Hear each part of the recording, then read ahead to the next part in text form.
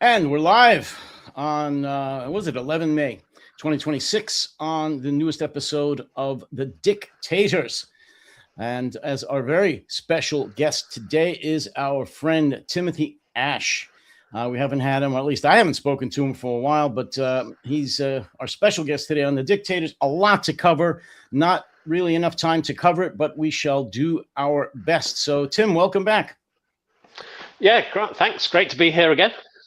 Well, I want to start right in then, since we are kind of, crunched for time, on one of your actually, it's your most recent article, I think, in the Keith Post. And I love the title of it, and I want to talk to you about it.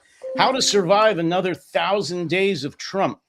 I haven't figured out how to survive the first 1,000 days, but I'm very interested in your opinion as how we should do that. And I love the opening part of it. Well, not the opening part. You said ignore him. That sounds like a ridiculous advice, but perhaps that might be the best way to do. And correct me if I'm wrong. Your thesis is we can't ignore him. You know, he's Trump. He's the president of the United States. However, the media can ignore what he says and instead focus on what the heck he does. So tell me if I'm kind of on base there. Well, actually, a bit embarrassing, right? I think it might be Timothy Gartanash you are referring to. I don't think. No. I Major know. faux pas. Major faux pas. It might be. I don't remember. No, was it Gartanash? This is you. Is it? What was I talking about? I can't remember now. Well, because but I actually know the difference. You're much better looking than him. No. That's the major difference. No, because I researched all your articles on Keith Post, and you haven't. You're writing a bunch of them recently. Let me just ask you then, in your opinion, because this is the thesis of a lot of people that I respect. Actually, don't for the corporate media in America mostly. I think the UK is guilty of this too. Certainly Europe is as well. They tend to publish everything he says. That, he publishes and speaks such drivel, every hour. He changes his minds from moment to moment.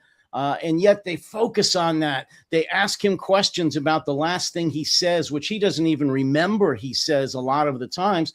I think, and I want to know your opinion then, what do you think about the media everywhere? Just focusing on his damn acts. What does he do, which is inconsistent enough, as opposed to listing and writing and quoting everything he says? Is in your opinion, is that going to be a better way for us to go on for the duration of this crazy person's administration? Yeah, you probably caught me there, because maybe the Kiev Post republished stuff from my Substack, and they may have changed the title of the Well, you're piece. On the spot then, and not only that, you're live, so. Oh, good. So look. Yeah. I mean, my general view is that Trump's efforts to impose a peace on Ukraine have kind of gone nowhere, right? I mean, that's the reality. I guess Trump's misadventures have been exposed in the war in Iran. In a way, I guess. Look, the U.S. administration under Trump, I guess, was super confident after the extraction of Maduro, the 12-day war. And I guess in Iran, the limitations of U.S. power have kind of been exposed, right? And even the negotiation process. I mean, the Iranians have kind of run rings around the U.S. administration. I mean, I guess it shows the problems when you put people who are not diplomats, are not skilled negotiators like Witkoff and Kushner in charge of really, really important negotiations. We've been through that in Ukraine, right? I mean, Trump came in, criticizing Biden, telling him that, if he came to power, he'd end the war in 24 hours, then 100 days, then by Easter, then, whatever. And, a year, well, more than a year, 18 months on, and we know further in terms of this peace process in Ukraine. And I think maybe, Jonathan, you'll get the drift in Kiev. I mean, there's been a really interesting change of sentiment around Ukraine and in this war. And actually going back to the war in Iran, I mean, the initial take, and I guess it was a fair one initially, was that the U.S. intervention in Iran will basically undermines Ukraine position, strengthen Russia, because basically oil prices would be higher. Russia will be able to sustain the war longer. And then a lot of the missiles and stuff that Ukraine was depending on, Patriots, etc., would be diverted to the war in Iran. Actually, interestingly, what we've seen is, in a way, Ukraine get advantage from the war in Iran. Advantage because I think what's most notable, I think, from the war in Iran is its impact on unity in the Gulf, the UAE withdrawal from OPEC, the concern, I think, in Moscow now that going forward, OPEC will be less unified, less able to maintain prices, and like a year down the line, possibly will be in a scenario where oil prices are much lower, because there's this competition between UAE and Saudi and OPEC and non-OPEC, etc., for market share. And at the same time, because of this short-term spike in oil prices, we'll see demand destruction. So I think the Russians are thinking they're entering a world that's going to be even more uncertain in terms of oil prices. Yes, they get a short-term boost, but actually they could see a catastrophic fall in oil prices a year from now, right? We could imagine a scenario that oil is $50 a barrel, right? And if sanctions remain in place, we see this 30% Urals price discount. The price that Russia actually gets from oil could be, what, $35 a barrel? I mean, the economic collapse that we've all been hoping for over the last 4 years with sanctions may actually come because of the war in Iran, right, and the collapse of OPEC. And I think the Russians, are understanding of this. And I mean, if the Victory Day celebrations, that was a bit of a whimper. I mean, Putin looked really rough. He looked rough. There was there's a real, I mean, you sense in Moscow now, or Russia, a real sense of a lack of unity, lots of discord. People are really upset about the social media kind of bans, etc. The economy really continuing to struggle, and this big risk factor from OPEC going forward. And then the Ukrainians seem to have, through the use of drones and technology, stabilized the front lines. They're actually pushing the Russians back. These deep strikes are having increasing effects. And actually, Ukraine's diplomatic kind of leverage has been enhanced because of the war in the Gulf, because Ukraine has this anti-drone capability that no one else has. Europe has finally got the message, I guess, that actually it's no longer about NATO enlargement to Ukraine. I mean, in a way, that story is kind of obsolete. If NATO is dead because of Trump's actions to undermine NATO, not acting in broader alliance interests, his own interests, the war in Iran, all that, Greenland, you name it, right? But actually, I think Europe has figured out that the key to its defense is not in America. The key to its defense is those frontline states, Finland, Poland, Ukraine, and possibly Turkey. So we're seeing a new refiguration around European defense, and Ukraine's central to that, right? So yeah, I mean, there just feels to be, maybe, I'm not in Kiev as Jonathan is. Maybe Jonathan will pick up something different. But, the irony of, brilliant PR move by Zelensky to issue that ukaz, that decree, permitting the Victory Day parades in Moscow. I mean, what genius that was. And obviously that's something that Zelensky is very good at. He gets criticism for other stuff, but certainly in terms of the whole PR stuff. So anyway, look, to cut a long story short, Trump is pretty irrelevant now to what's happening in Ukraine, right? Ukraine is less dependent on US kit, US military stuff. They're more self-sufficient. Europe certainly has stepped up in terms of financing. Ukraine seems to have a lot of cards, right? And I guess one of my concerns from the war in Iran was that if Trump suffered a defeat, it looks likely he will suffer a defeat. And I'm of the view that this was a wag the dog kind of war. He was worried about the news cycle at home around Epstein, poor poll ratings. He wanted to change the news cycle. That's why he went into Iran. If he wants to change the news cycle again, I worried in a way that he would go back to the peace process in Ukraine, trying to force the Ukrainians to accept a bad peace. But actually, I think the Ukrainians surely now has will no leverage. Surely now he has really Absolutely. no leverage over that situation. No, Jonathan. He doesn't have no leverage. He has no cards. Right? Zero cards. Yeah. Trump has no cards, and I think the Ukrainians would say, "Hey, Trump, screw you." Like, this is our country. We're defending we're not going to listen to you. We're not going to accept you. We don't need you anymore. Whatever. We're just going to go on. And thank you very much. But Tim, whatever. Before Jonathan chimes in, and I want him to follow up on this, I just read today that Netanyahu was really trying to pressure Trump into launching some kind of a further attack, whether it's a land invasion, Karg Island, further intense bombing on Iran before he goes to China, before he meets with Xi on Thursday. So he's got 2 days to pull that off. Any thoughts on that? Is there any truth to that? And do you think that's going to happen? Look, I mean, this has been a catastrophic U.S. war on Iran, right? There's been lots written about it, but basically, over-ambitious goals, poor planning, no exit strategy. It's breathed new life into the Islamic Republic, unfortunately. It's sowed seeds of division in the Gulf. You have this split now between a KSA-led group, a Saudi-led group, with Turkey, Egypt, Pakistan, and then the UAE shift to Israel. And again, the limitations of US power have been exposed. There seems to be no willingness from the US to put boots on the ground. I mean, Trump's already struggling in poll ratings.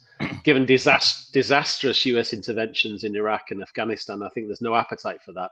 And the Iranians unfortunately have kind of read Trump, right? I mean, they understand Taka, right? And he now goes to Beijing, desperate for the Chinese to basically help him, to give him a get out of jail card on the war in Iran, right? And that's a very weak position. So China will be extracting whatever concessions they can out of Trump. And there's no, I mean, the Iranians just think they've got Trump by the balls, basically. And, I'd argue the irony was that the Iranians thought, they had the nuclear program as the deterrent, right? And the proxies, both completely failed, right?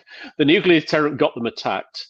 And actually, in a way, Trump gave them the new deterrent. The new deterrent is their ability to impact the global economy through control of the straits, and their ability to attack Gulf states, right? Which are very, very hard. It's very hard for them to defend against drone attacks.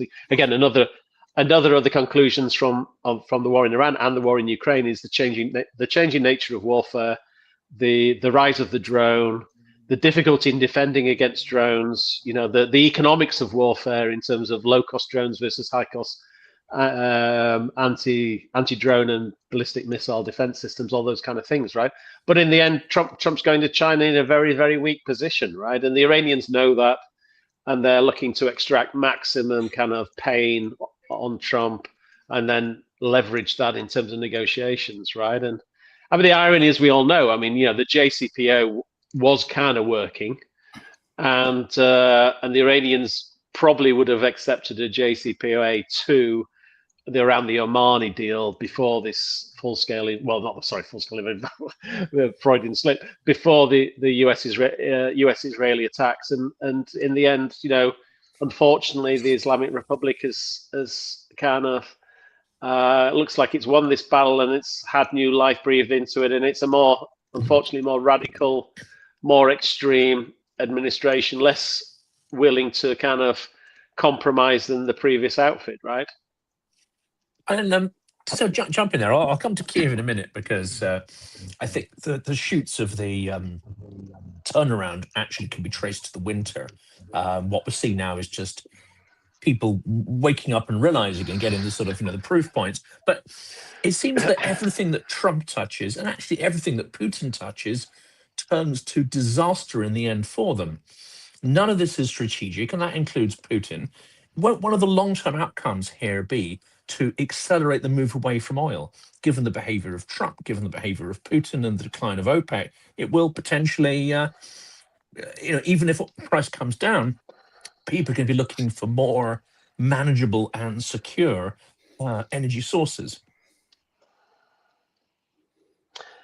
No, absolutely, right? I mean, I guess UAE's decision on OPEC was driven by their assumption that the climate transition was going to happen, and they needed to maximize short-term income flows from oil while they can, to invest in the further diversification of the UAE economy to other stuff apart from oil, right? So I mean, it's like a race that the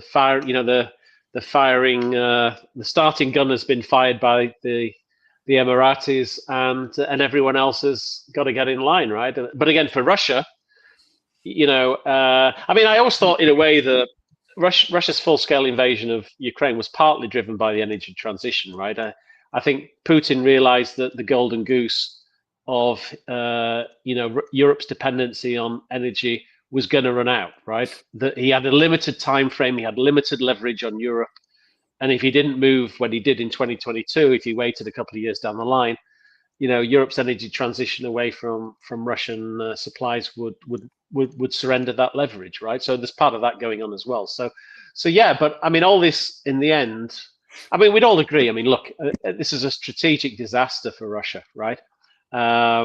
Catastrophic decision, a 2-week war that's over 4.5 years in, catastrophic military casualties for Russia, the economic impact. I mean, probably the economic and financial losses to Russia from this war must be approaching $2 trillion, right? Definitely at 1 trillion. Right. Well, what's $1 trillion between friends, right? But I'd say substantially over $1 trillion already, maybe approaching 2. The long-term damage to Russia's reputation. Who's going to buy Russian military kit now? It's crap, right? And if you think before this full-scale invasion, I mean, lots of countries were buying S-400s. Turkey, Egypt.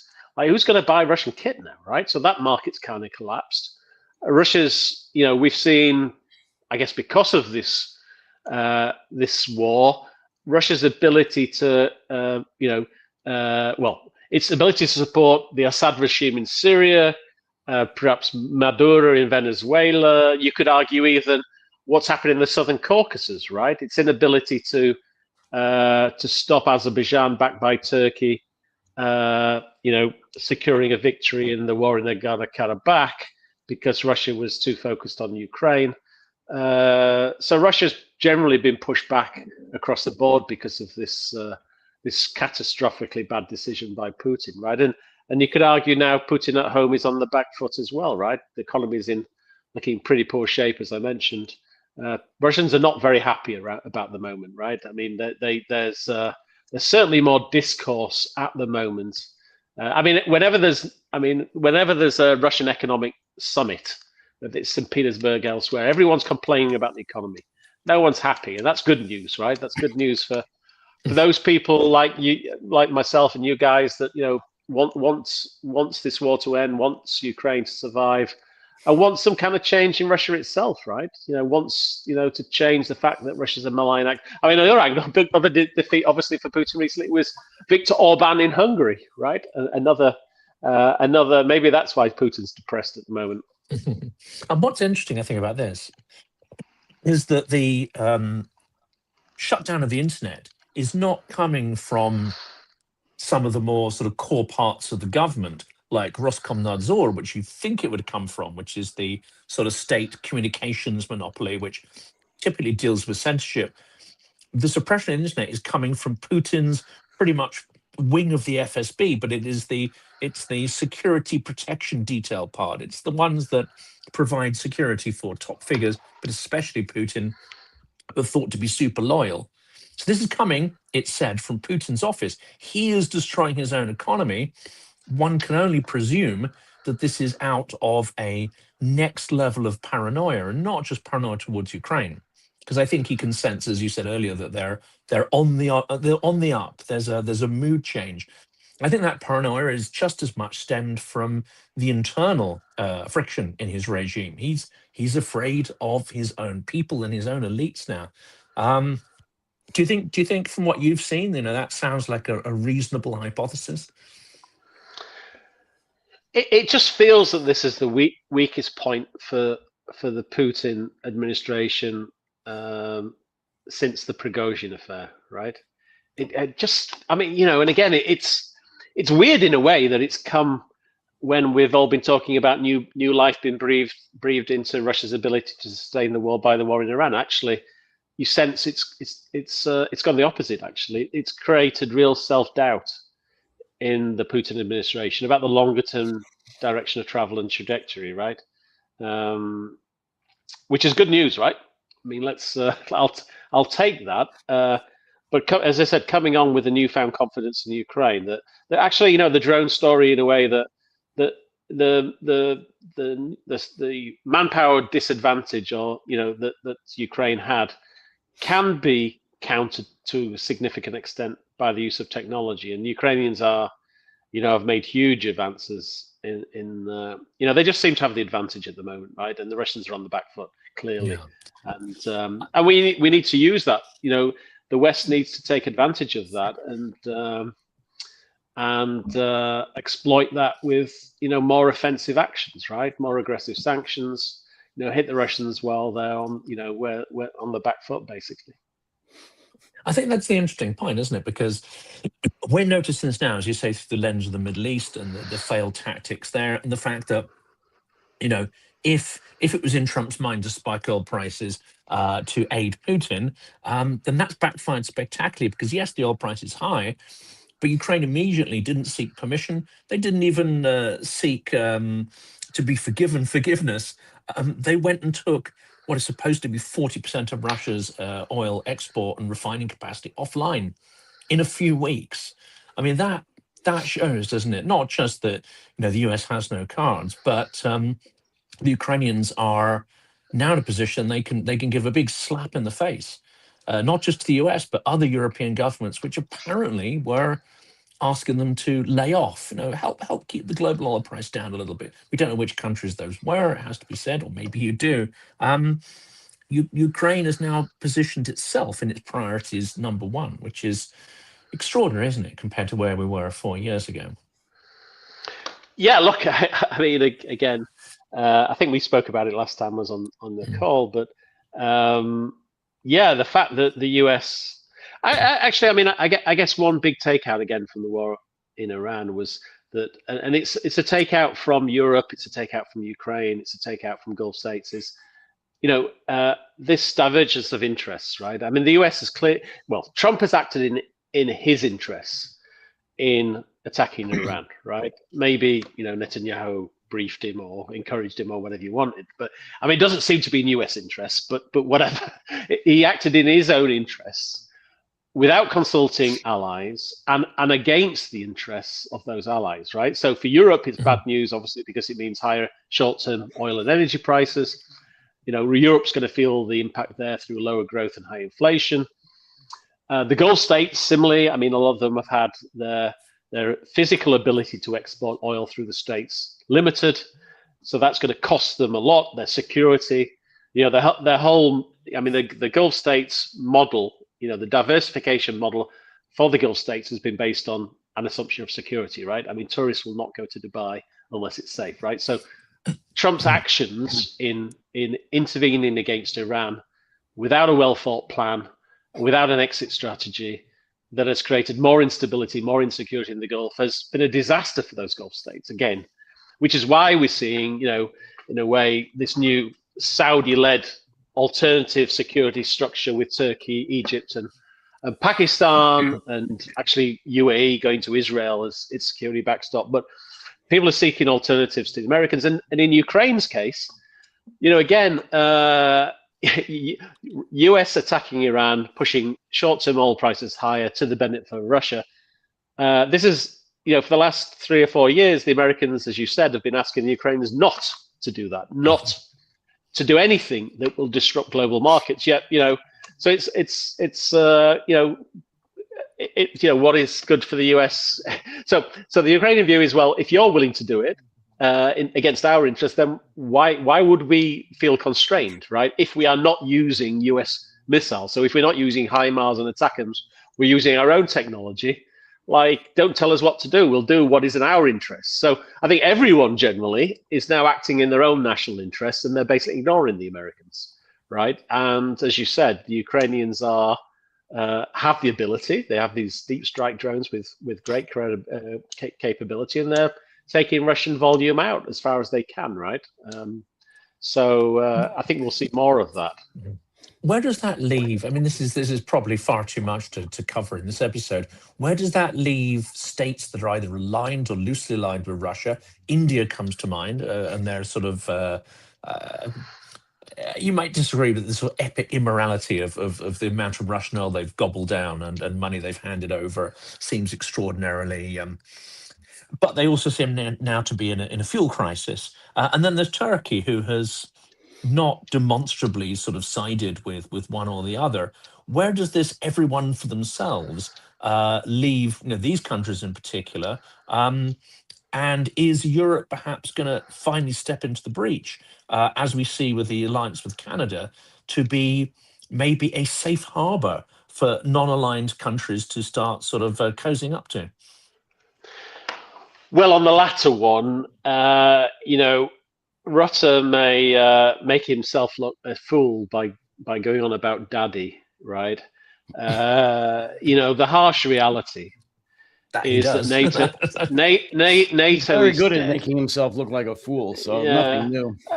Yeah, I mean, I buy the line that, look, in a way, Russia is this existential threat. The Americans are no longer there. Europe needs to develop an autonomous defense capability. It will take us time. It will take us 3 to 5 years. And what buys us time is Ukraine surviving as long as it can. So we need to support Ukraine, hence the 90 billion of financial support. And we need to hope the Americans sell us weapons until we get to that point where we have autonomous capability. So really, that's what Rutte was, trying to massage Trump's ego. I hope at all that he knows he's talking bullshit. And he's basically just doing it to buy Europe time. I mean, I would hope that he doesn't actually think. He actually doesn't believe. You can't tell Trump that. You can't tell Trump anything. Whatever you tell him, he doesn't get it. So.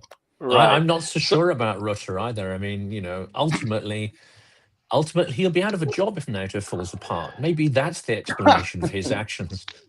Yeah, but going back to the story, so I think Europe does get it finally. I think if you talk to most European politicians and defense-related people, they kind of get that we relied on the Americans too much, and we need to again develop our own defense capability. Germany's obviously stepping up in terms of spending, but it will take time for its military industrial. Pistorius is there right now, so in Kyiv you may see him, Jonathan. Oh wow! Yeah. He arrived today. Bump into him in the Irish pub on, Maidan. Absolutely. Yeah, but I think what Europe is going to do is we are seeing Europe reach out to sort of middle powers. A deepening Turkey-Europe relationship. I was at the weekend at something called Saha, which is the Turkish defense tech exhibition, and everyone was there. The Canadians, the Brits, all the Europeans. There's a high-level Belgian delegation. 300 business people. The Queen of Belgium was there, meeting defense tech people this week. I mean, in the end, needs must, right? Turkey has a very developed defense tech capability as the the biggest military in European NATO. It helps Europe buy time to get its defense capability up to speed and counter the Russians, right? So more of that, I guess, more reaching out to Gulf states, the Saudis, whatever. I mean, we need to diversify away from the Americans. I mean, that's the reality. Sorry, David. Unfortunately, that's kind of the harsh reality. You mentioned, I mean, Turkey is an interesting one because, I was very critical initially in the early days of the invasion, full-scale invasion, about Turkey's support, or I should say, Turkey's compliance certainly with sanctions, right? But actually, the more I've kind of learnt about it, that the Turks actually behind the scenes do a lot to support Ukraine: drones, tech, munitions.